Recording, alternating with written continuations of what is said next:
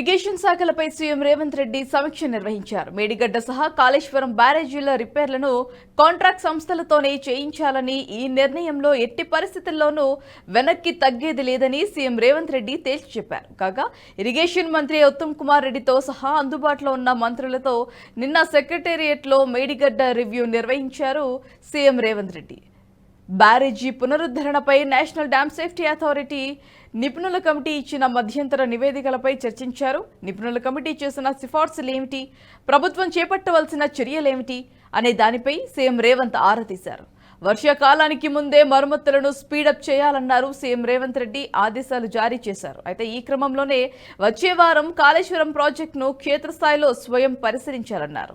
మేడిగడ్డ, అన్నారం, సుందిళ్ల బ్యారేజీలతో పాటు వాటిలోకి నీళ్లను ఎత్తిపోసే కన్నేపల్లి, సిరిపురం, కాశీపేట పరిశీలించనున్నారు. క్షేత్రస్థాయిలో పరిశీలించి అధికారులతో హెచ్చరించాకే బ్యారేజీల పునరుద్ధరణ పనులను ముందుకు తీసుకువెళ్లాలని సీఎం నిర్ణయించారు.